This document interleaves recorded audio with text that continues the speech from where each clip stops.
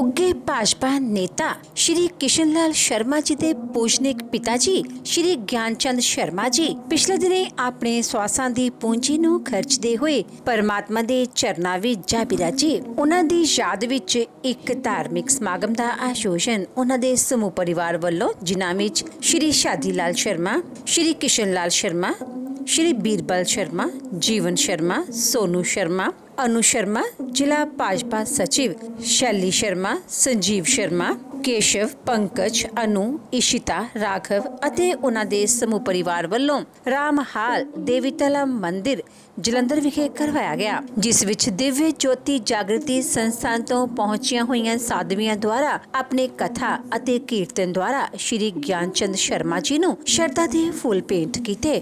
ਸ਼੍ਰੀ ਗਿਆਨਚੰਦ ਸ਼ਰਮਾ ਜੀ ਦਾ ਜਨਮ ਪੰਡਿਤ ਰਾਮਲੋਕ ਜੀ ਦੇ ਘਰ ਮਾਤਾ ਸ਼੍ਰੀਮਤੀ ਪਰਮੇਸ਼ਵਰੀ ਦੇਵੀ ਜੀ ਦੀ ਕੁੱਖੋਂ ਹਿਮਾਚਲ ਪ੍ਰਦੇਸ਼ ਵਿਖੇ ਲਗਭਗ 80 ਵਰ੍ਹੇ ਪਹਿਲਾਂ ਹੋਇਆ। ਆਪ ਜੀ ਬਚਪਨ ਤੋਂ ਹੀ ਬਹੁਤ ਹੀ ਸੁਘੜ, ਸਿਆਣੇ ਅਤੇ ਹੋਣਹਾਰ ਪ੍ਰਤਿਭਾ ਦੇ ਮਾਲਿਕ ਸਨ। ਆਪ ਜੀ ਨੇ ਆਪਣੀ ਸਿੱਖਿਆ ਹਿਮਾਚਲ ਪ੍ਰਦੇਸ਼ ਤੋਂ ਹੀ ਹਾਸਿਲ ਕੀਤੀ। ਉਪਰੰਤ ਆਪ ਜੀ ਜਲੰਧਰ ਆਣ ਵਸੇ ਅਤੇ ਇੱਥੇ ਆ ਕੇ ਆਪ ਜੀ ਨੇ ਆਪਣੇ ਕਾਰੋਬਾਰ ਦੀ ਸ਼ੁਰੂਆਤ ਕੀਤੀ। ਸ਼੍ਰੀ ਗਿਆਨਚੰਦ ਸ਼ਰਮਾ ਜੀ ਆਪਣੇ ਹਰ ਕੰਮ ਨੂੰ ਬਹੁਤ ਹੀ ਮਿਹਨਤ, ਲਗਨ ਅਤੇ ਇਮਾਨਦਾਰੀ ਨਾਲ ਕਰਿਆ ਕਰਦੇ ਸਨ, ਜਿਸ ਦੀ ਬਦੌਲਤ ਆਪ ਜੀ ਨੇ ਆਪਣੇ ਕਾਰੋਬਾਰ ਵਿੱਚ ਖੂਬ ਉન્નਤੀ ਹਾਸਿਲ ਕੀਤੀ ਅਤੇ ਖੂਬ ਨਾਮਣਾ ਖਟਿਆ।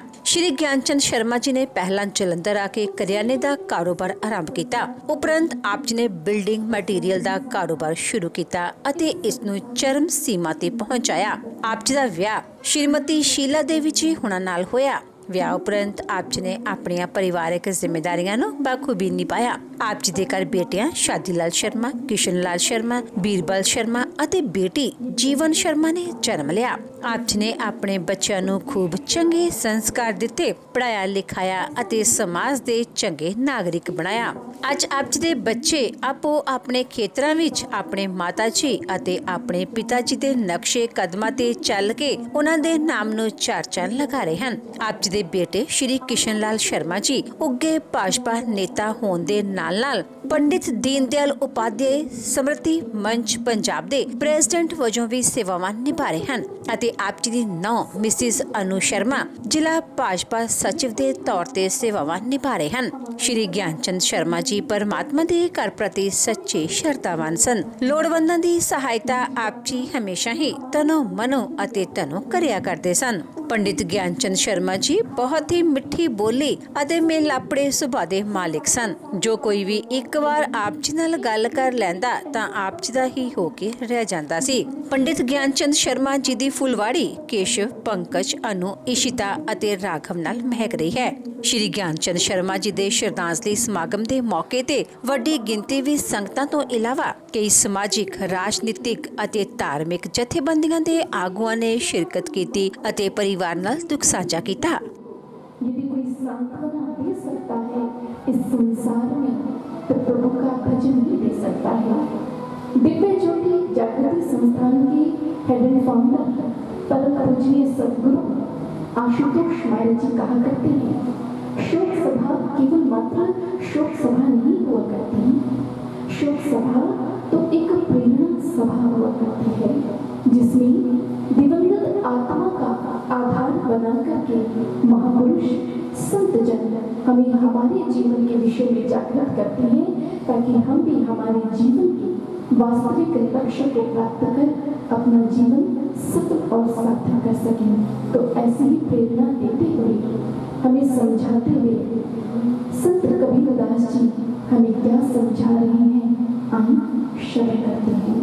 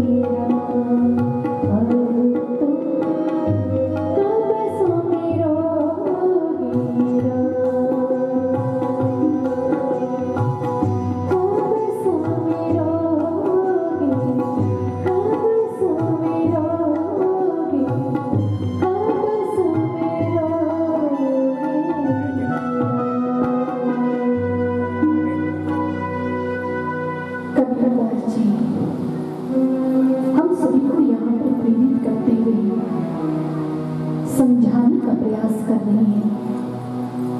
जीवड़ा 2 दिन का मेहमान, कब सुमिरोगे राम, अब तुम कब सुमिरोगे राम। जीवड़ा 2 दिन का मेहमान।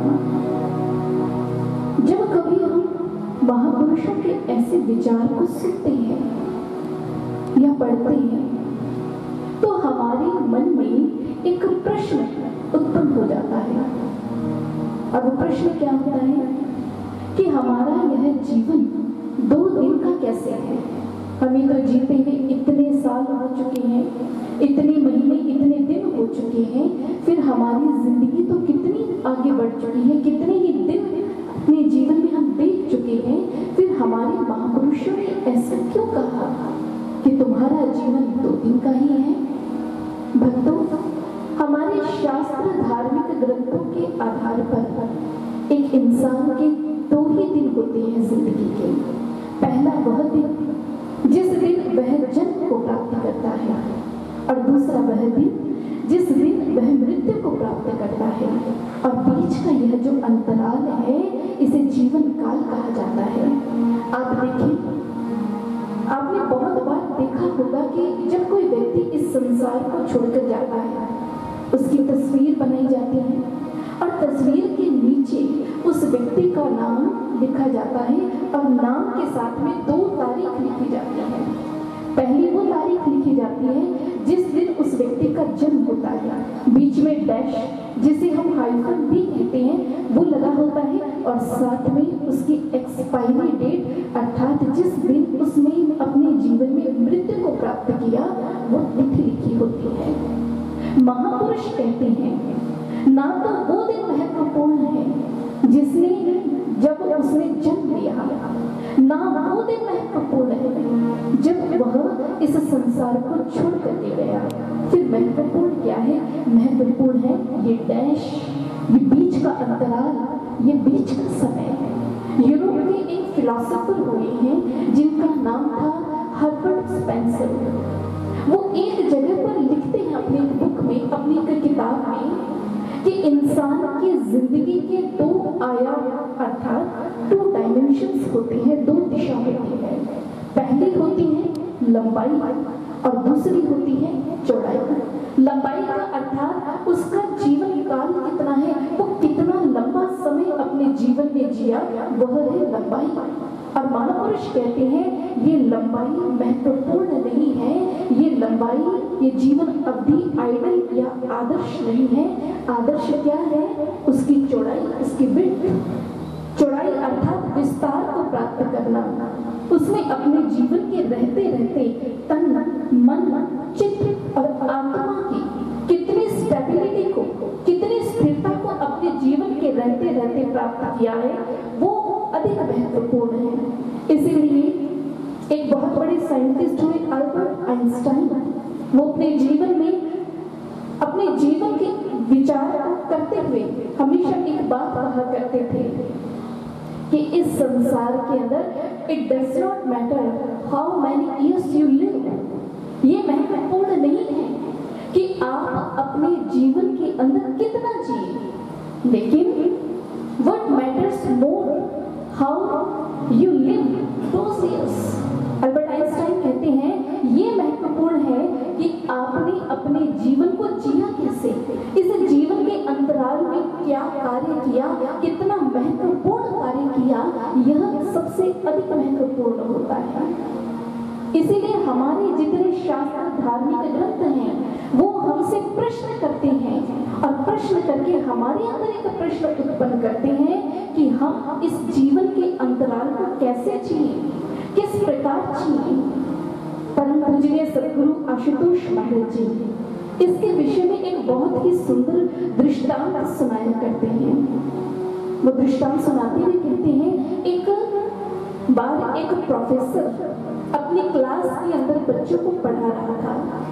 उनके हाथ में एक ट्रांसपेरेंट कांच का एक गिलास, एक जार था। उस जार को अपने बच्चों के सामने, स्टूडेंट्स के सामने रखा और रखकर उस जार के अंदर उन्होंने पहले बड़े बड़े पत्थर डालने शुरू किए और जब वो पत्थर ऊपर तक भर गए तो उन्होंने अपने बच्चों से पूछा, स्टूडेंट्स से पूछा क्या ये पूरी तरीके से भर गया?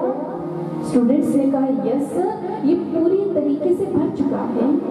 फिर उस समय उस प्रोफेसर ने क्या किया? छोटे कंकर लिए, छोटे कंकरों को डालना शुरू किया। बड़े पत्थरों के बीच में जो स्पेस, जो खाली स्थान रह गया था, उन छोटे कंकरों ने उसे भर दिया। अब प्रोफेसर ने पूछा, क्या यह जार पूरी तरीके से भर चुका है? क्या अब इसमें कुछ और नहीं समा सकता? तो उस समय स्टूडेंट्स ने कहा यस सर, अब ये जार पूरी तरीके से भर चुका है, अब इसमें और कुछ नहीं आ सकता। अब प्रोफेसर ने क्या किया? मिट्टी ली और मिट्टी को उस जार के ऊपर डालना शुरू किया। जो जगह कंकर भी नहीं भर पाए थे, अब उसने उस स्थान को मिट्टी ने भर दिया।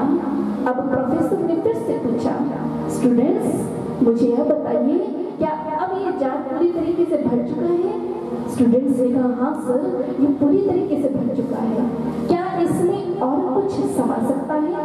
स्टूडेंट्स ने कहा नहीं, अब इसमें कुछ और नहीं आ सकता। अब प्रोफेसर ने क्या किया? उसमें पानी डाला। अब पानी ने क्या किया? मिट्टी को और कंकरों को बहुत अच्छे से उसको सेट कर दिया और पानी को भर गया। प्रोफेसर ने कहा यही है हमारी जिंदगी। हमारी जिंदगी का जार भी, हमारा जो जीवन है वो भी इस कांच के एक जार की तरह ही है। इस जार में यदि हम मिट्टी पहले डालेंगे तो कंकर और पत्थरों के लिए कोई स्थान नहीं बन पाएगा और ना ही प्रॉपर पानी के लिए सही ढंग से स्थान बन पाएगा। यदि हम इस जार के अंदर पहले पत्थर को डालते हैं तो फिर कंकर, मिट्टी और पानी के लिए आसानी से स्थान बन जाता है। ठीक ऐसे ही ये जो मिट्टी है, ये जो कंकर है, ये जो पानी है, वास्तव में है क्या? हमारे जीवन की छोटी छोटी जरूरत है। ये हमारे जीवन में रिश्ते, नाते, संसारिक विषय, वासनाएं, हमारे परिवार संबंधी, रिश्तेदार, उनके संबंध में हमारी ड्यूटीज और मनोरंजन, ये सब साधन हमारे जीवन में कंकर, मिट्टी और पानी के समान है। लेकिन जीवन का जो महत्वपूर्ण तत्व है वह है पत्थर के समान। पत्थर अर्थात अध्यात्म है। जीवन में यदि अध्यात्म को लेकर आएंगे, प्रभु की भक्ति लेकर आएंगे, उस राम का सुमिरन अपने जीवन में लेकर आएंगे तो हमारी लाइफ सेट हो जाएगी, वरना हमारी लाइफ अपसेट ही रहेगी। बहुत से लोग बात कहते हैं बहन जी हमारे जीवन में सब कुछ है लेकिन फिर भी लाइफ जो है अपसेट है। क्यों? क्योंकि हमने अपने जीवन में आज तक उसकी राम की भक्ति को नहीं जाना, उस अध्यात्म को अपने जीवन में स्थान नहीं दिया, इसीलिए आज तक हम सेट नहीं हो पाए। इसीलिए स्वामी विवेकानंद जी हमेशा अपने विचारों में कहा करते थे, this human body is a golden opportunity, it's a priceless gift received after innumerable births and rebirths. The main aim of this human life is to attain God.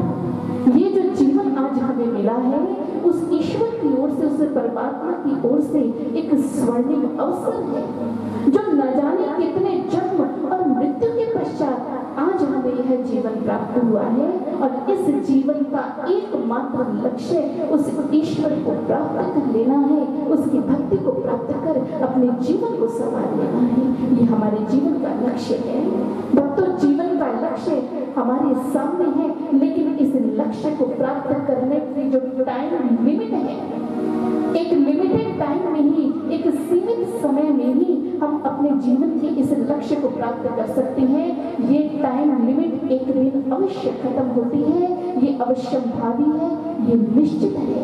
इसीलिए भक्त ने प्रेरित करते हुए कहा, चला चल मुसाफिर ये जगह सराय, सराय में काहे को डेरा जमाई। ये जो संसार है एक सराय की तरह है, इसमें हम हमेशा डेरा नहीं जमा सकते, हमेशा नहीं रह सकते।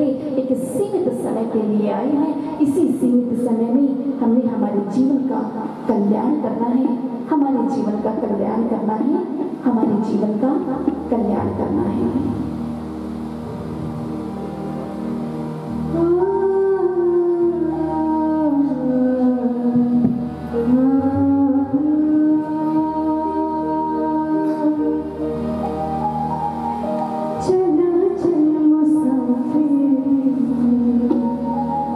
ये जगह है सराय।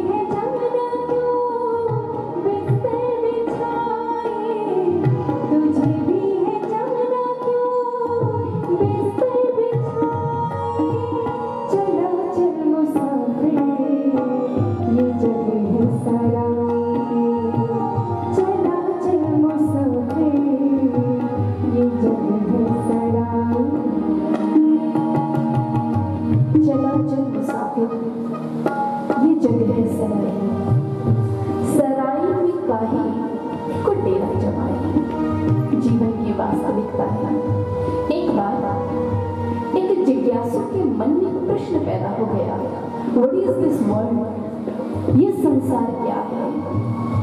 अब इस प्रश्न को लेकर वह जिज्ञासु एक संसारिक व्यक्ति के पास गया और संसारिक व्यक्ति से प्रश्न किया, भाई मैं जानना चाहता हूँ व्हाट इज दिस वर्ल्ड? ये संसार क्या है? इस संसार की परिभाषा क्या है? अब वो आम संसारिक व्यक्ति उसने कहा, जो सबको अपनी ओर आकर्षित कर लेता है, जो आकर्षित का घर है, वास्तव में यही संसार है।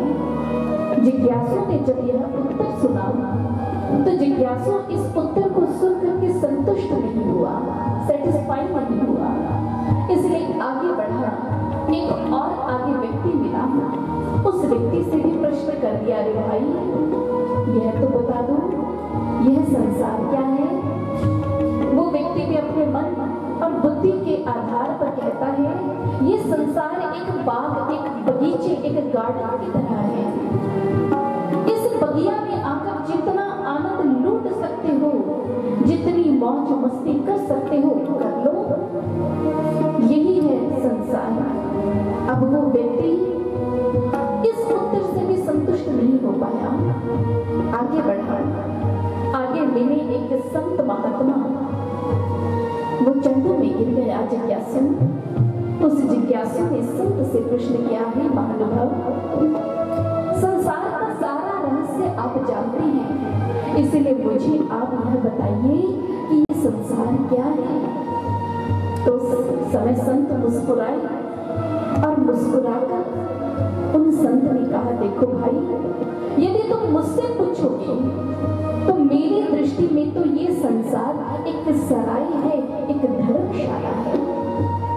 अब वो व्यक्ति विचार करता है कि संत ने ऐसा क्यों कहा, तो उसने प्रश्न पूछ लिया, हे महानुभाव, हे महाराज, आपने इस संसार को सराय क्यों कहा है, मुझे यह बताइए। तो आगे से संत उत्तर देते हैं, देखो भाई, सराय धर्मशाला का एक नियम होता है, आप उसमें एक दिन रुक सकते हैं, 2 दिन रुक सकते हैं, 3 दिन रुक सकते हैं, कुछ और दिन भी रुक सकते हैं, लेकिन हमेशा नहीं रुक सकते, हमेशा नहीं रह सकते।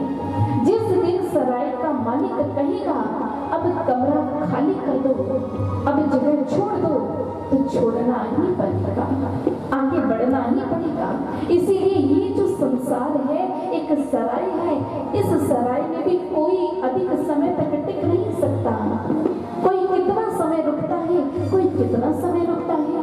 तभी तो कबीरदास जी ने कहा, कहत कबीर इस सराय के बीच मुसाफिर ही कैसा तमाशा हो रहा, कोई समेटत है बिस्तरा, कोई जमा के सो रहा, कोई गावे, कोई बजावे, कोई बैठा रो रहा, कोई लगावत है सुगंधी, कोई मैला धो रहा, कोई लेवे राम नाम, कोई कांटे बो रहा, कोई समेटत है माल दौलत, कोई गांठ में ही खो रहा। कहने कबीर इस सराय के बीच मुसाफिर, ये कैसा तमाशा हो रहा, ये कैसा तमाशा हो रहा। जीवन की सच्चाई है, हर एक व्यक्ति, हर एक इंसान अपने जीवन के सांसारिक कार्यों में ही, व्यवहारों में ही लिप्त हो चुका है और लिप्त होता हुआ अपने जीवन के सबसे बड़े सत्य, अपनी नश्वरता के सत्य को भुला बैठा है। इसीलिए भक्त ने कहा, यहाँ आज आई पढ़े कल को जाना, यहाँ आके लाखों हुए हैं रवाना, तुझे भी है जाना क्यों, बिस्तर बिछाए चला चल मुसाफिर, ये जगह सराय, चला चल मुसाफिर, ये जगह सराय। इस संसार में जो आया है उसे इस संसार को छोड़कर जाना ही पड़ेगा, ये निश्चित है। तभी कहा गया, जो उगे सो अथवे, फूले सो कुम्हलाए, जो चुनिए सो दह परे, जामे सो मर जाए। जो इस संसार में उगता है, उदित होता है, वो एक ना एक दिन अस्त हो जाता है, चाहे वो चांद हो, चाहे वो सितारा हो, चाहे वो सूर्य भी क्यों ना हो। जो फूल इस संसार में खिलता है, एक दिन वो पत्ता पत्ता होकर के निर्माण किया जाता है, एक दिन वो भवन ढह जाते हैं, गिर जाते हैं। ठीक इसी प्रकार से जो इस संसार में जन्म लेता है वो एक ना एक दिन मृत्यु को अवश्य प्राप्त करता है। इसीलिए संत चरणदास जी अपने विचारों में कहते हैं, छिन भंगी छल रूप यह तन ऐसा रे, जाको मौत लगो वही बिदिसो, नाना अंग लेवान बिख अनुरोग, शस्त्र बहुतक हैं और विघन बहुहान, निश्चय बिन से बचे न कोई, जतन किए बहुदान, ग्रह नक्षत्र और देव बनावे, साधे प्राण अपान। संत चरणदास जी कहते हैं ये जीवन क्षणभंगुर है, इस जीवन के पीछे मृत्यु रूपी काल विभिन्न प्रकार के अस्त्रों शस्त्रों को लेकर एक इंसान के पीछे लगा हुआ है। उसे समाप्त करने के लिए और उससे बचने का कोई उपाय नहीं है। चाहे कोई कितना मर्जी दान कर ले, चाहे वह कितने ग्रहों को नक्षत्रों को उनके ऊपर अपना आपको मनाने का प्रयास कर ले, चाहे प्राणों के ऊपर अपना नियंत्रण कर ले, लेकिन इस मृत्यु से नहीं बचा जा सकता। एक अमेरिकन ड्रामाटिस्ट, अमेरिकन नाटककार हुए हैं जिनका नाम था विलियम सारोयान। वो कहते हैं अंतिम समय में जिस समय वो डेथ बेड पर थे, मृत्यु शय्या पर थे, वो कहते हैं कि मुझे पता था जो इस संसार में आया है वो जाएगा ही जाएगा, लेकिन न जाने क्यों मुझे ऐसा लगता था मैं एक एक्सेप्शनल केस होऊंगा, एक अपवाद होऊंगा। सब मर सकते हैं इस संसार में लेकिन मैं नहीं मर सकता। लेकिन आज जब मृत्यु मेरे सामने खड़ी है तो मुझे समझ नहीं आ रहा मैं क्या करूं।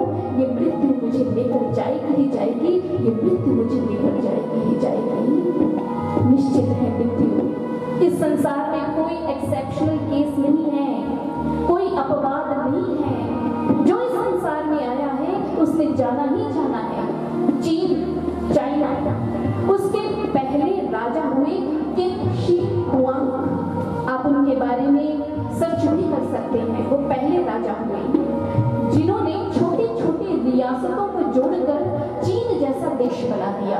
आज जो चाइना की दीवार को हम जानते हैं ना, चाइना की ग्रेटेस्ट वॉल, सबसे बड़ी दीवार, ये इन्हीं राजा ने बनाई थी। बड़े प्रतापी राजा थे, किसी से नहीं डरते थे, बस एक चीज से डरते थे और वो डर था उनकी मृत्यु का भय उन्हें हमेशा सताता रहता था। इसीलिए उन्होंने बहुत प्रकार के वैद्यों और हकीमों को अपने पास बुलाया करते थे वो राजा, और वो राजा कहता कि मुझे एक ऐसी जड़ी बूटी दो जिससे मेरी कभी मौत ना हो।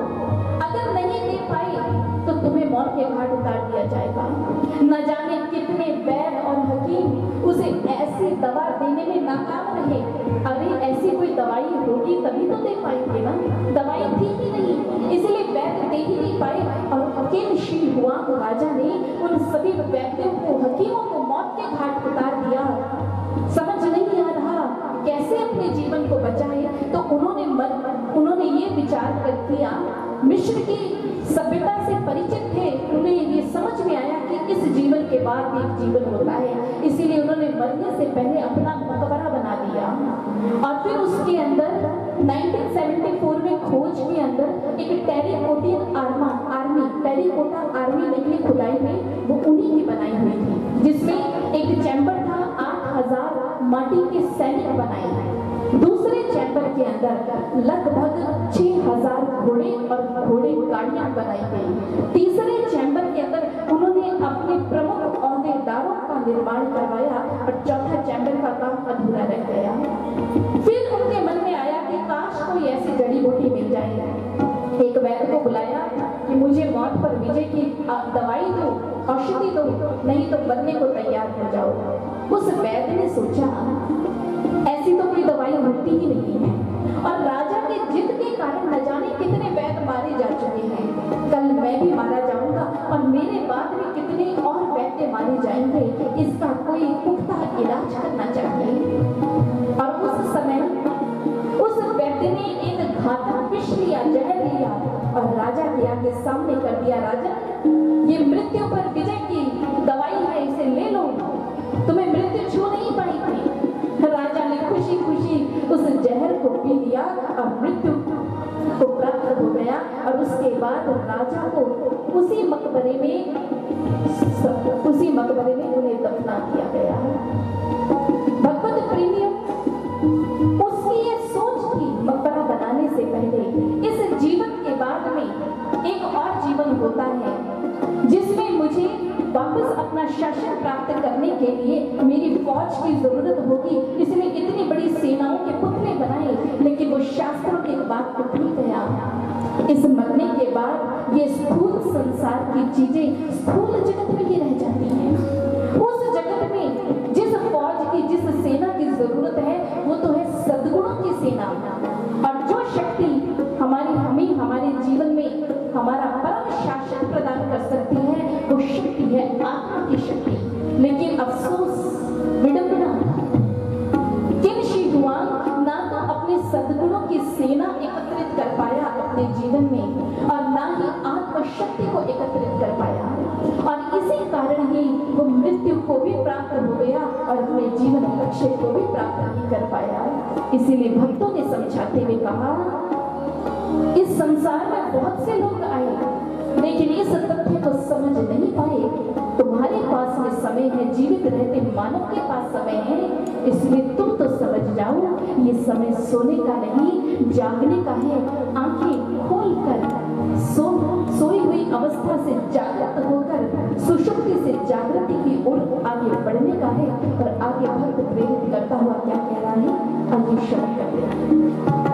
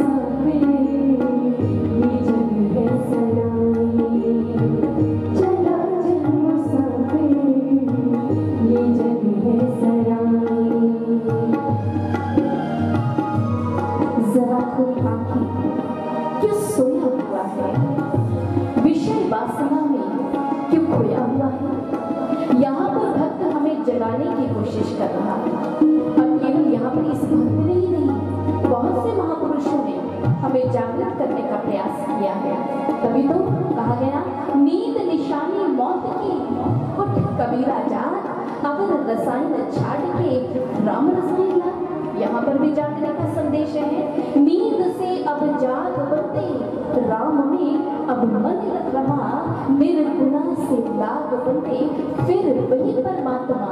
हो गई है भोर कब से, ज्ञान का सूरज उगा, जा रही हर श्वास व्यथा, साईं सुमिरन में लगा, साईं सुमिरन में लगा। जगाने का प्रयास। स्वामी विवेकानंद जी ने भी यही कहा, arise, awake and start up till the call is reached. उठो, जागो, तब तक मत रुको जब तक आप अपने जीवन में अपनी मंजिल, अपने लक्ष्य को प्राप्त ना करिए।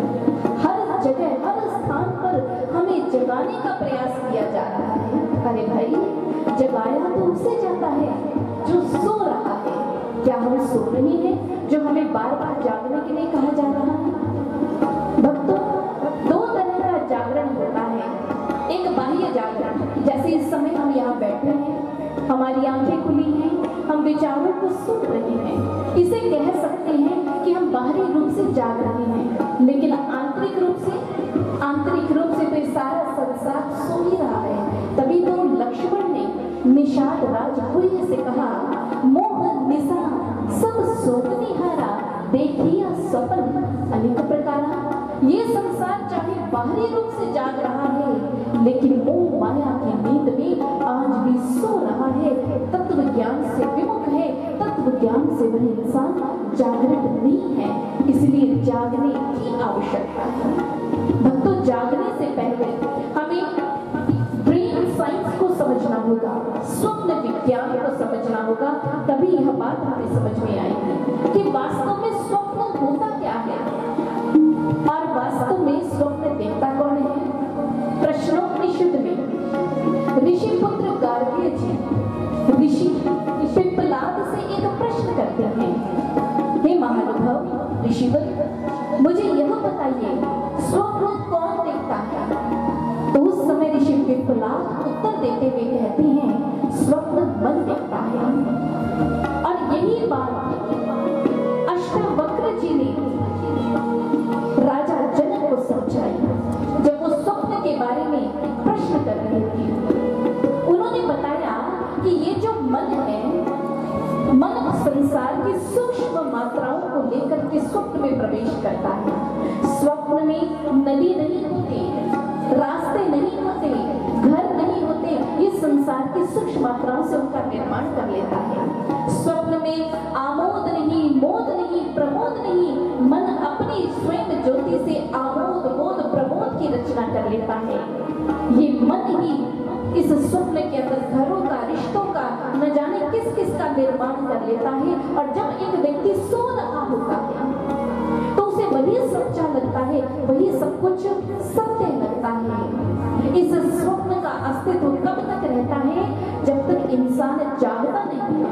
ठीक ऐसे ही जैसे ये मन हमें स्वप्न में ले जाकर स्वप्न को कितना यथार्थ, कितना सत्य महसूस करवाता है, मन स्वप्न में यह मन काम करता है, ठीक ऐसे ही इस बाहरी संसार में माया काम करती है। माया माँ प्लस या, माँ अर्थात जो नहीं है, या जो अनुभव हो रहा है, जो हम पसंद कर रहे हैं, जिसे देख पा रहे हैं, जिसे सुन पा रहे हैं, जिसे महसूस कर पा रहे हैं, अर्थात वो उसका अस्तित्व नहीं है, वही माया है।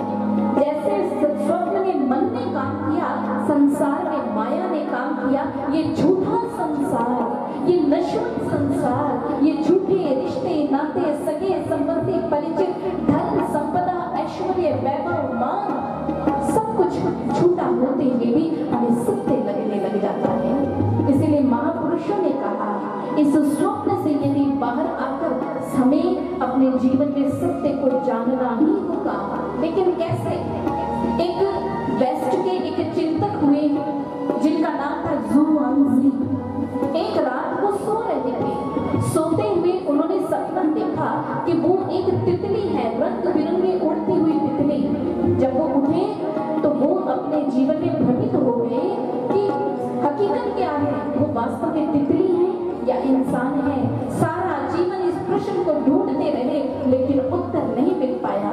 लेकिन ये उत्तर दिया हमारे इसी सनातन धर्म ने। ऐसा ही स्वप्न आया राजा जनक को, जब उन्होंने स्वप्न में देखा कि वो भिखारी हैं। जब वो उठे तो उनके मन में एक भ्रम की स्थिति पैदा हो गई।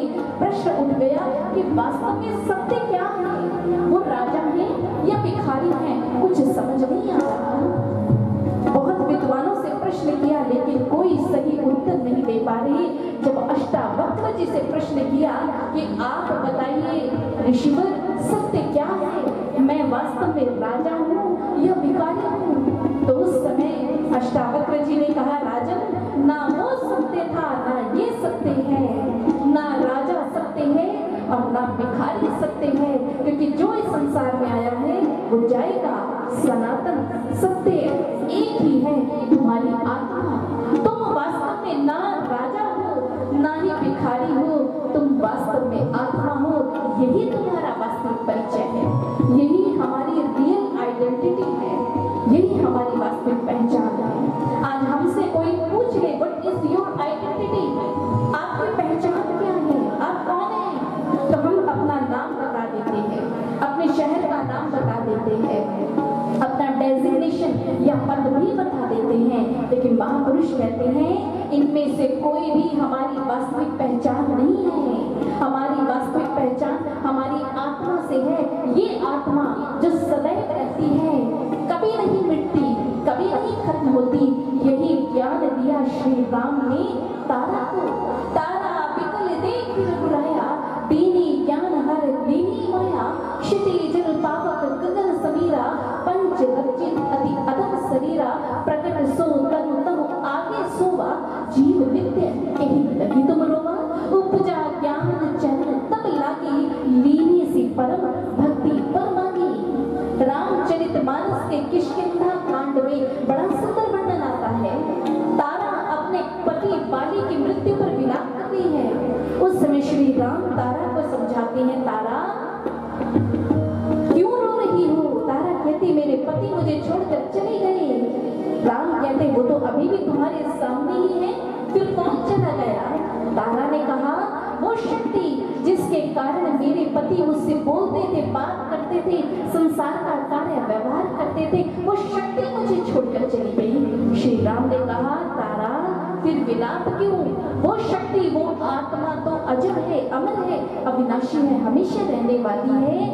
और उस समय श्री राम ने तारा को आत्मज्ञान करवाया, आत्मा का बोध करवाया। उस समय तारा अपने सारे शोक से मुक्त हो गई और उसके बाद उसके हृदय में परम भक्ति उत्पन्न हो गई, जिसके कारण वह भी अपने जीवन में मोक्ष के मार्ग पर आगे बढ़ गए। यही है हमारे जीवन में मुक्ति का उपाय। यदि हम भी हमारे जीवन में मुक्त होना चाहते हैं तो ये मुक्ति आत्मज्ञान से ही संभव है। और ये आत्मज्ञान मिलता एक गुरु की कृपा से है। तभी कहा गया तद्वी ज्ञानार्थम स गुरु मेवा भी गच्छेत समित पाणी श्रोत्रियम ब्रह्मनिष्ठम। कि इस संसार के अंदर यदि आत्मज्ञान को प्राप्त करना चाहते हैं तो आपको इस आत्मज्ञान की प्राप्ति के लिए गुरु की शरण में जाना होगा। गुरु हमें मस्तक पर हाथ रख के दिव्य दृष्टि को खोलकर हमारे अंतर जगत में उस आत्मा का ज्ञान करवा दिया करते हैं। और इसी आत्मज्ञान की निरंतर ध्यान साधना हमें इस संसार सागर से मुक्त कर दिया करती है। और आप देखिए हमारे सनातन धर्म के अनुसार जब कोई व्यक्ति संसार को छोड़ करके जाता है तो गरुड़ पुराण का पाठ करवाया जाता है। गरुड़ पुराण के अंदर भी विस्तृत रूप से चर्चा है। यदि कोई जीव अपने जीवन में समस्त प्रकार के नरकों स्वर्गों से मुक्त होकर के मुक्ति को प्राप्त करना चाहता है तो उसे आत्मज्ञान की आवश्यकता है और आत्मज्ञान के लिए गुरु की आवश्यकता है। इसलिए भक्तों यदि आज इस आत्मज्ञान को प्राप्त करके हम अपने जीवन को सफल कर लेते हैं तो दिवंगत आत्मा के प्रति हमारी ओर से यही सच्ची श्रद्धांजलि होगी, यही सच्ची श्रद्धांजलि होगी।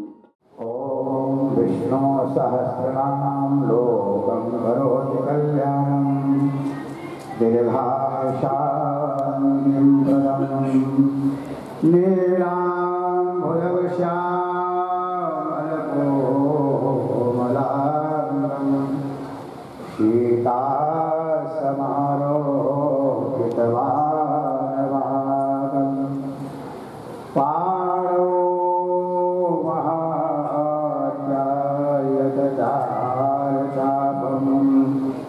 नमं विरागं रघुवंशनाथं कारुण्यरूपं करुणाकरन्तं श्रीरामचरणं शरणं प्रपद्ये श्रीरामचरणं शरणं प्रपद्ये। गौड़ जी ने भगवान विष्णु से प्रश्न किया और भगवान विष्णु ने कहा हे गरुड़ मैंने तुम्हें सब परलौकिक संबंधी सब कथा कह सुनाई है और इस आख्यान को जो 10 दिन के अंदर सुनता है उनके सब पाप नष्ट हो जाते हैं। 10 दिन के अंदर जो गरुड़ पुराण को श्रवण करता है और यह परम लोक के संबंधी पितरों को मुक्ति देने वाला है एवं पुरुषों के मनोरथ पूर्ण करते हैं और ऐसे परलौकिक दोनों लोकों में सुख की प्राप्ति होती है। और पुरुष इस प्रेत कर्म को जो नहीं करते हैं उनके घर का जल पीने योग्य नहीं होता है। जरा भी संशय नहीं है।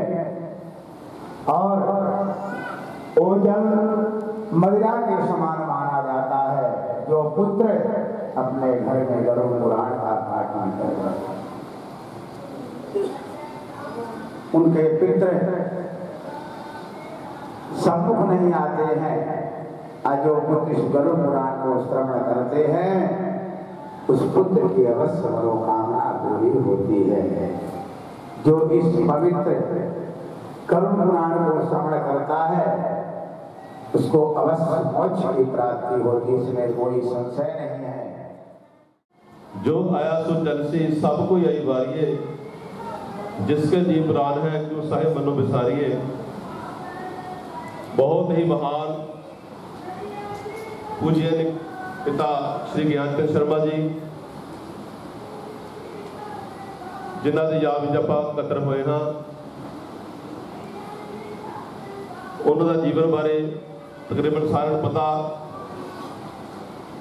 ਬਹੁਤ ਹੀ ਸਾਦੇ ਢੰਗ ਦੇ ਪਹਿਰਾਵੇ ਨਾਲ ਆਪਣਾ ਜੀਵਨ ਉਹਨਾਂ ਨੇ ਬਤੀਤ ਕੀਤਾ ਔਰ ਸਿੱਖਿਆ ਦਿੱਤੀ ਆਪਣੇ ਗਾਂ ਪੁੱਤਰਾਂ ਨੂੰ। ਉਹਨਾਂ ਦੇ ਨਕਸ਼ੇ ਕਦਮਾਂ ਚੱਲਦਿਆਂ ਹੋਇਆਂ ਜੋ ਸਮਾਜ ਸੇਵਾ ਕਰਦੇ ਹਨ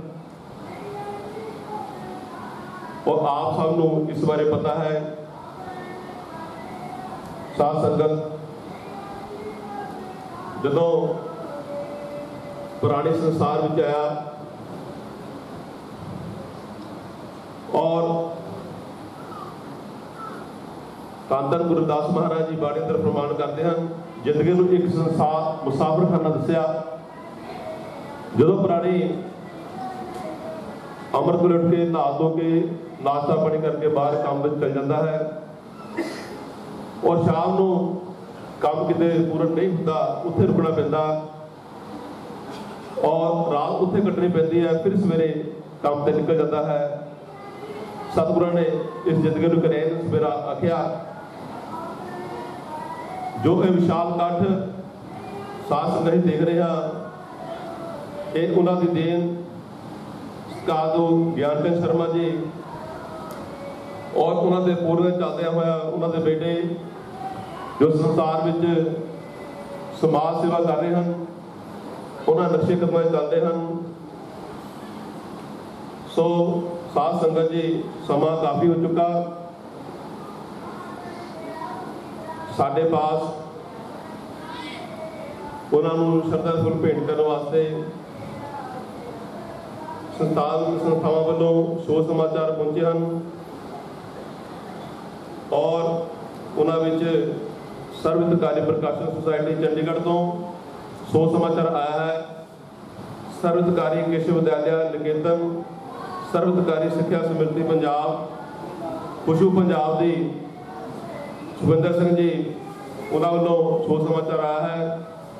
साढ़े बहुत सत्कारयोग श्री विजय चोपड़ा जी मुख्य संपादक हिंद समाचार उन्होंने आना से किसी कारण उन्होंने बाहर जाना पाया, उन्होंने शो समाचार आया है। विंदर कंवर जी जो साबका मंत्री हिमाचल प्रदेश उन्होंने वालों शो समाचार आया है। पंडित दीनदयाल उपाध्याय स्मृति मंच जो दीनदयाल पंडित दीनदयाल स्मृति पंडित दीनदयाल जी के भतीजे विनोद शुक्ला जी उन्होंने वालों शो समाचार आया है। दीपक जलंधरी प्रभाव वालों नवनीत कुमार जी वालों शो समाचार आया है। जनचतरी मंच वालों पंडित दीनदयाल उपाध्याय स्मृति मंच समाज सुधार सभा वालों इन्होंने वालों साध संगत जी शो समाचार आया है। अमर मंदिर सेंटर टाउन वालों श्री सत्संग भवन राम मंदिर हेम सेवा मंडल वालों शो समाचार आया है। साडे विच साध संगत जी दविंदर कलेर जी नकोदर तो सुरिंदर सिंह जी महेंद्र भगत जी भगत मनोहर लाल जी नवनीत सिंह जी विभाग प्रचारक और उन्होंने अलावा संगतों सुनील शर्मा जी बलराज गुप्ता जी साढ़े SMLA जिंदर मेरी जी कुलदीप भगत जी संगतों विजय नड्डा जी संगतों हरजीत पांजा जी डॉक्टर सतीश जी संदीप नारंग जी और इन्हों तो अलावा साढ़े इस दुख की घड़ी साढ़े साबका MLA श्री कृष्णदेव भंडारी जी, महेंद्र भगत जी और मिंटा कोछड़ जी, साहब धर्मो जी, बालकृष्ण बाली जी, कई के नाम मैं नहीं लै सकता, उन्होंने तो माफ़ी मंगता, काफ़ी सोमा हो चुका। मैं बेनती कराँगा सब तो पहला स्वामी सजानंद जी दिवा ज्योति जानी संस्था वालों वो अपने इस दुख की घड़ी में अपने विचार रखेंगे। कुछ परिस्थितियां अजिहियां हुंदियां ने जिन्ना परिस्थितियां नूं मनुख बदल सकता है, पर कुछ परिस्थितियां अजिहियां हुंदियां ने जो मनुख दे वस च नहीं हुंदियां। और शरीर दे विचों आत्मा दा निकल के अगे दे सफर लई जाना ये वो परिस्थिति है जो मनुख दे वस दे विच नहीं है, परिवार दे वस च नहीं है। परिवार अपनियां जिम्मेदारियां पूरी तरह निभाउंदा। श्री किशन लाल शर्मा जी ने और उन्हां दे भाइयां ने, सारे परिवार ने जेड़े तरीके दे नाल पूरे जीवन दे विच पिता जी की सेवा की है उन्होंने शब्दों के विच बयान नहीं किया जा सकता। जदों असी बैठे सी तां बहुत विचार सांझे हुए तां वाकई अखां चों हंझू भी आउंदे सी ते रोंगटे खड़े भी हुंदे सी कि जिथे परिवार नूं इन्ना समा देना उत्थे समाज नूं भी इन्ना समा देना।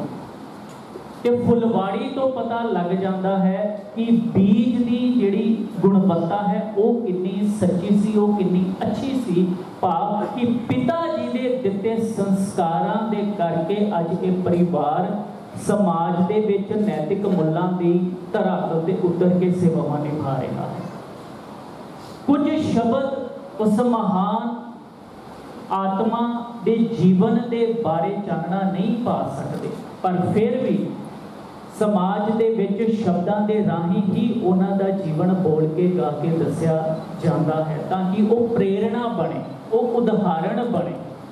ते इस करके वो भावें ही साडे स्वर्गीय पिता जी ज्ञानचंद शर्मा जी शारीरिक रूप दे विच विछोड़ा दे के गए ने, पर यादां दे रूप दे अंदर अपने कीते हुए कर्मां दे रूप दे अंदर वो सदा ही इस परिवार का अते समाज का अटुट हिस्सा बन के रहणगे और उन्हां दे दिते हुए दिशा निर्देशों से हुण तक परिवार चलता आ रहा सी। गां भी श्री किशन लाल शर्मा जी इदां ही समाज नूं अपणियां सेवावां दिंदे रहणगे। और मैं ज़्यादा ना कहदियां होया समय नूं मुख रखदियां होया ये जरूर कहना चाहांगा कि हे परम पिता परमात्मा साडे नालों ज़्यादा फिक्र, साडे नालों ज़्यादा चिंता तेनों अपने बच्चे दी है, तेनों अपनी आत्मा दी है। तो उस रूह नूं, उस आत्मा नूं अपने निੱਘੀ गोद का तुसी आनंद देना, अपने परम धाम दे विच स्थान देना अते उन्हां दा गां दा जो सफ़र है वो सुखाला रखना। साडी ये अरजोई अरदास बेनती सारे ही समाज वालों स्वीकार करना। मैं दिव्य ज्योति जागृति संस्थान वालों अते शहर दीयां समस्त संस्थावां अते हर वो मनुख जिहड़ा छाई नूं प्रेम करदा है, नेकी नूं प्रेम करदा, उहदे वल्लों उस पवित्र आत्मा नूं श्रद्धांजलि भेंट करदा हां, अर्पित करदा हां। हरि ओम तत्सत।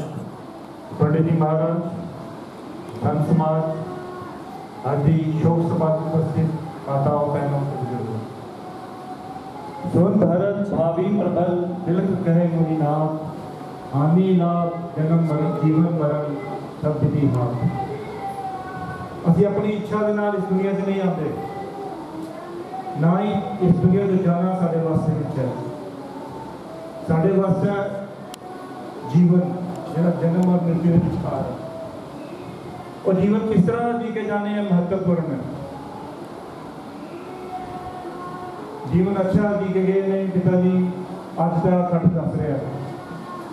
अज मैं देख रहा हर क्षेत्र के लोग उन्होंने श्रद्धांजलि देने से पहुंचे हुए हैं। राजनीतिक, धार्मिक, सामाजिक, व्यापार जगत, प्रशासन ये दसदा कि मुझे पिताजी ने अपने बच्चों को किस तरह के संस्कार दिए। हर वेले समाज सेवा अग्रसर परिवार, बच्चे, बहुआ, बेटी, दामाद, इत्थे तक कि उन्होंने पोता केशव बड़ी छोटी आयु के हर वेले राष्ट्र सेवा, देश सेवा में सक्रिय।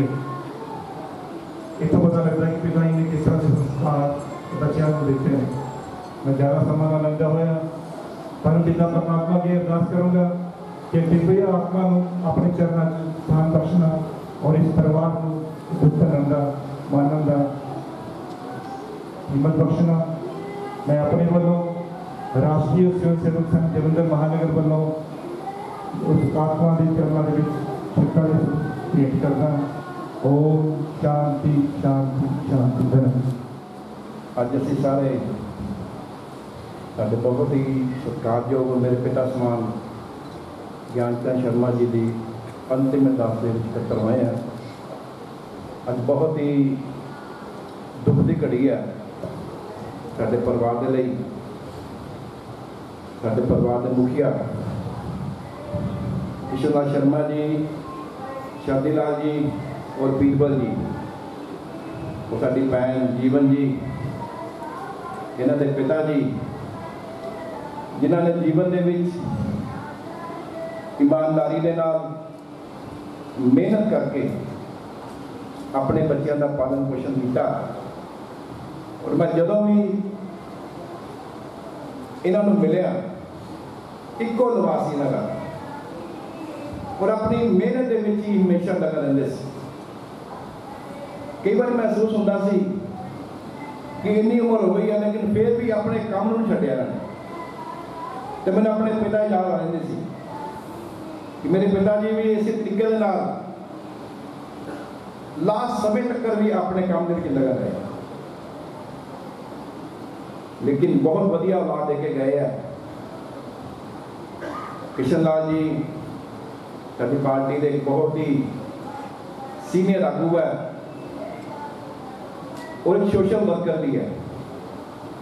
बीरबल जी भी बहुत ही नेक, और शादी लाल जी भी। अज तक ही दसदा है कि पिताजी ने कितनी बड़ी कमाई की है।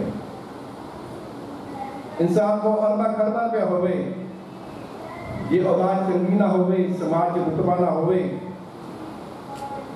तो लोग उन्होंने मदोबान जान नहीं करते। इंसान चाहे गरीब होवे, लेकिन जे औलाद चंगी है, समाज रुतबा है, तो माँ बाप कदे मरते हमेशा अमर रहते हैं। अब ज्ञानचंद जी चले गए हैं, लेकिन जो किशनलाल शर्मा जी, बीरबल जी, शादी लाल जी समाज में वधिया काम करोगे तो वो पिछले ना आऊगा कि ज्ञानचंद का मुंडा है एक कमाई करके गए बेटा जी सारे। और मैं ईश्वर से यही प्रार्थना करूँगा जी फुलबाड़ी बहुत जी लागे है सदा हेल्प करी रहे कि परिवार सदा खुशियां के गेड़े माने, ऐसी मंदम कामना करता हाँ। साडी भैन अनु शर्मा जी इन साडी पार्टी के जिले के सचिव है, पार्टी को हमेशा इन्होंने अगाह बनाया है। अज जिते परिवार को घाट पई है उत्ते पूरे समाज को घाट पई है, लेकिन विधि का विधान है जिन्नी स्वासा की पूंजी इंसान को मिलती है इंसान उन्नी भोग के जाता है। तेरा पाना मीठा लगे, लेकिन पिताजी सफल जीवन जी के गए हैं। और मैं अपने वालों, अपने परिवार वालों और भारतीय जनता पार्टी वालों महाराज की अरदास करूँगा इस पुण्य आत्मा को अपने चरणों के निवास देना, पिछले प्रभाव ने पाना मनन का बल बख्शना। ओम शांति शांति शांति हो। सारे धार्मिक समाजिक खेतर तो जोड़े लोग इतने आए हैं, सारे अज किशन लाल जी नाल, बीरबल जी के नाल, शादी लाल जी के नाल इस दुख की घड़ी को वंडाण लई आए हैं। मेरे तो पहले वक्तावां ने इस परिवार बारे दसिया, मगर किशन लाल जी एक पार्टी के एक समाज के ऐसे व्यक्ति जिहड़े किसी भी दुखी व्यक्ति के नाल सब तो पहले मोढे नाल मोढा ला के खड़ा होने वाले व्यक्ति, अपना निजी काम छड़ देना, पहले उहदे नाल जाना। और ये संस्कार परिवार तो मिले, पिता जी तो मिले। ਔਰ ਜ਼ਿਲ੍ਹਾ ਅਧਿਕਸ਼ ਹੋਣ ਦੇ ਨਾਤੇ ਸਾਡੀ ਭੈਣ ਅਨੂ ਸ਼ਰਮਾ ਜ਼ਿਲ੍ਹੇ ਦੇ ਵਿੱਚ ਸਚਿਵ ਨੇ, ਜਿੱਥੇ ਪਰਿਵਾਰ ਦੀ ਵੀ ਚਿੰਤਾ ਕੀਤੀ, ਉੱਥੇ ਨਾਲ ਨਾਲ ਪਾਰਟੀ ਦੇ ਕੰਮ ਦੇ ਵਿੱਚ ਵੀ ਵੱਧ ਚੜ੍ਹ ਕੇ ਹਿੱਸਾ ਲਿਆ। ਪਿਤਾ ਜੀ ਤੋਂ ਜਾਣ ਤੋਂ ਪਹਿਲੇ ਵੀ ਜਿੰਨੇ ਪ੍ਰੋਗਰਾਮ ਹੋਏ ਪਾਰਟੀ ਦੇ ਸਾਰਿਆਂ ਦੇ ਵਿੱਚ ਉਹਨਾਂ ਦਾ ਆਣਾ ਹੋਇਆ। ਉਹਨਾਂ ਨੇ ਗ੍ਰਸਤ ਵੀ ਦੇਖੀ ਔਰ ਸਮਾਜ ਵੀ ਦੇਖਿਆ। ਸੋ ਜੀਵਨ ਨੂੰ ਜੀਣ ਦੀ ਜਿਹੜੀ ਸਾਡੇ ਸ਼ਾਸਤਰ ਸਾਨੂੰ ਕਹਿ ਗਏ ਹੈ, ਪਰਮ ਸੱਤਿਅਤਾ ਇਹ ਹੈ ਕਿ ਸਾਰਿਆਂ ਨੇ ਇਹ ਸਮਾਜ ਇਹ ਮਾਤ ਲੋਕ ਨੂੰ ਛੱਡ ਕੇ ਜਾਣਾ ਹੈ। ਔਰ ਬੜੇ ਤੱਤਵ ਗਿਆਨ ਦੀ ਗੱਲ ਵੀ ਹੋਈ, ਕਿਤੇ ਨਾ ਕਿਤੇ ਸਾਨੂੰ ਨਚੀਕੇਤਾ ਤੇ ਯਮ ਦੇ ਸੰਵਾਦ ਨੂੰ ਵੀ ਸੁਣਨਾ ਚਾਹੀਦਾ ਹੈ। ਔਰ ਵਿਸ਼ਵ ਦੇ ਵਿੱਚ ਅਗਰ ਕਿਸੇ ਨੇ ਸਭ ਤੋਂ ਪਹਿਲਾਂ ਗੁਰੂਤਵਾਕਰਸ਼ਣ ਦੀ ਗੱਲ ਕੀਤੀ ਤਾਂ ਦਕਸ਼ਿਣ ਦੇ ਭਾਸਕਰਾਚਾਰਿਆ ਜੀ ਨੇ ਦਿੱਤੀ। ਉਹਨਾਂ ਦੀ ਇੱਕ ਪੁੱਤਰੀ ਸੀ, ਕਹਿੰਦੇ ਕਿ ਉਹਦਾ ਵਿਆਹ ਨਹੀਂ ਹੋ ਸਕਦਾ, ਉਹ ਅਗਰ ਵਿਆਹ ਉਹਦਾ ਹੋਏਗਾ ਤਾਂ ਵਿਧਵਾ ਹੋ ਜਾਏਗੀ। ਮਗਰ ਉਹ ਬਹੁਤ ਉੱਚ ਕੋਟੀ ਦੇ ਵਿਦਵਾਨ ਸੀਗੇ, ਐਸਟ੍ਰੋਲੋਜੀ ਨੂੰ ਵੀ ਬਹੁਤ ਜਾਣਦੇ ਸੀ।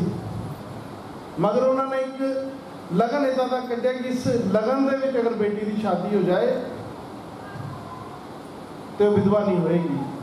ਔਰ ਇੱਕ ਪਰਾਤ ਦੇ ਵਿੱਚ ਤੇਲ ਭਰ ਕੇ ਉਹਦੇ ਤੇ ਤਾਂਬੇ ਦੀ ਗੜਬੀ ਰੱਖ ਦਿੱਤੀ, ਉਹ 'ਚ ਛੇਦ ਕਰ ਦਿੱਤਾ ਕਿ ਬੇਟੀ ਨੂੰ ਕਹੇ ਕਿ ਜਦੋਂ ਇਹ ਭਰਨ ਲੱਗੇਗੀ ਤਾਂ ਤੂੰ ਉਸ ਵੇਲੇ ਬਾਹਰ ਮੰਡਪ ਤੇ ਆ ਜਾਣਾ।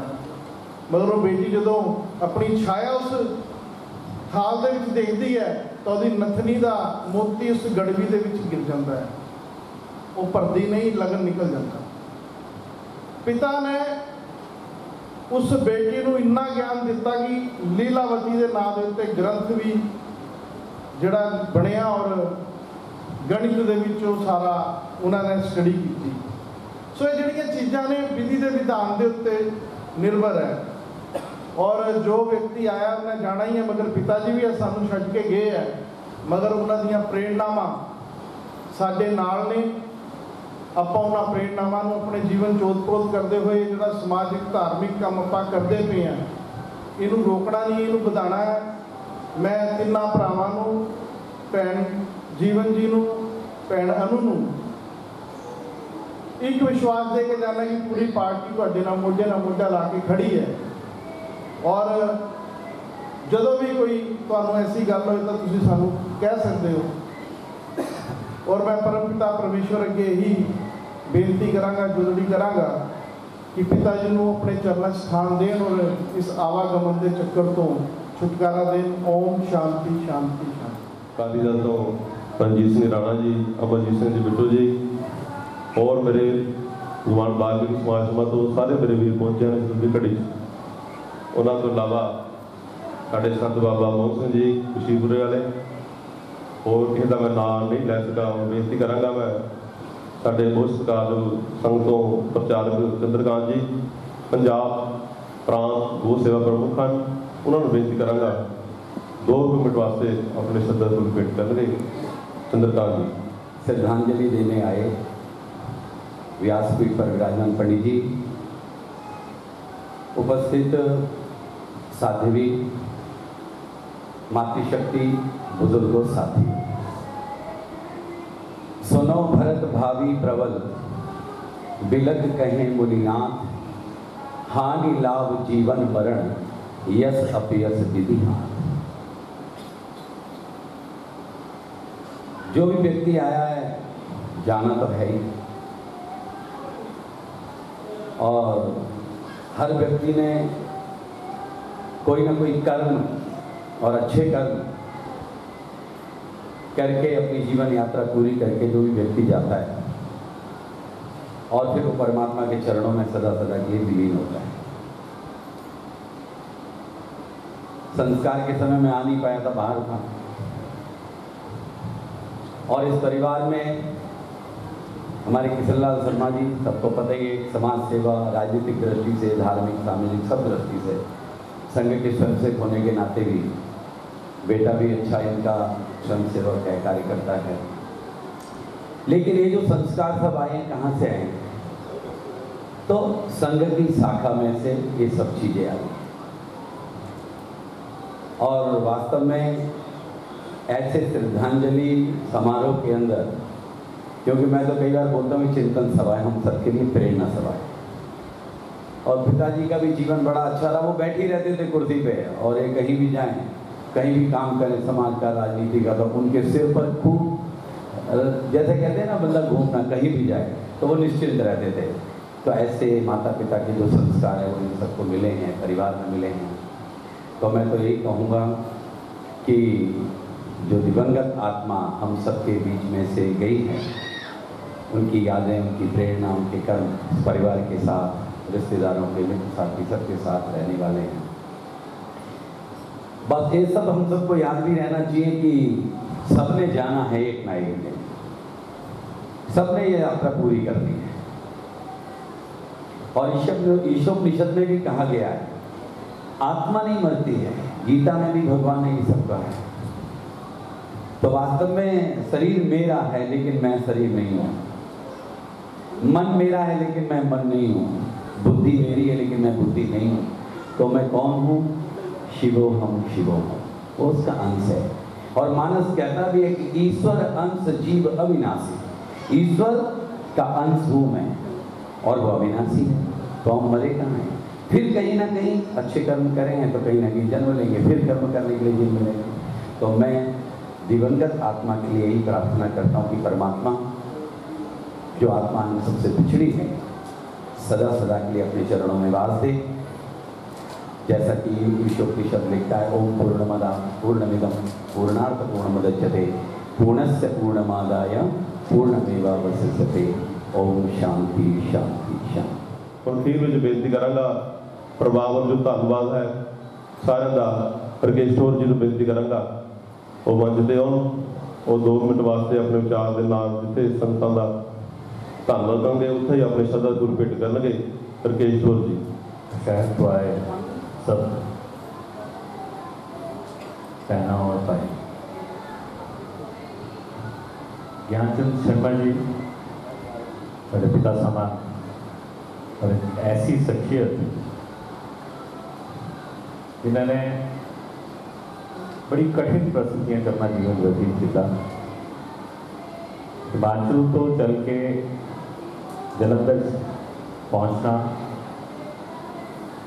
और पूरी मेहनत ना उन्होंने अपना व्यापार भी किया और परिवार को अच्छे संस्कार देके अगे बढ़ाने का हमेशा प्रयास है।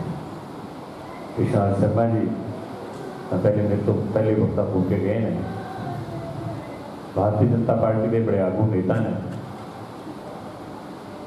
और एक अलग पहचान उन्होंने समाज में।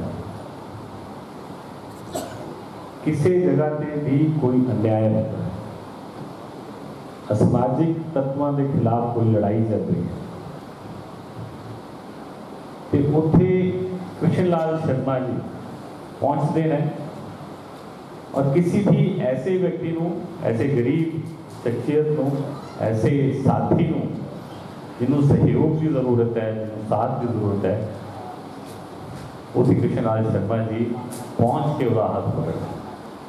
भारतीय जनता पार्टी को उन पर बहुत फख्र है और मैं समझता है कि जितने संघ तो उन्होंने बहुत सारी प्रेरणा मिली है, लेकिन मेरा ये भी मानना है कि पिता का स्थान वट वृक्ष वांगू होता है, यदि छांच परिवार का हर सदस्य, हर व्यक्ति, हर भाई और बहन सोचते हैं कि किसी तरीके की समस्या भी आए तो पिता घर बैठे ने और संभाल लेंगे। आज उन्होंने जाना हुआ है और इस परिवार को बहुत बड़ा सदमा है। मैं समझता हूँ कि बहुत सारे सिद्धांत और बहुत सारे दिशा निर्देश जो ने पिता को मिले होंगे।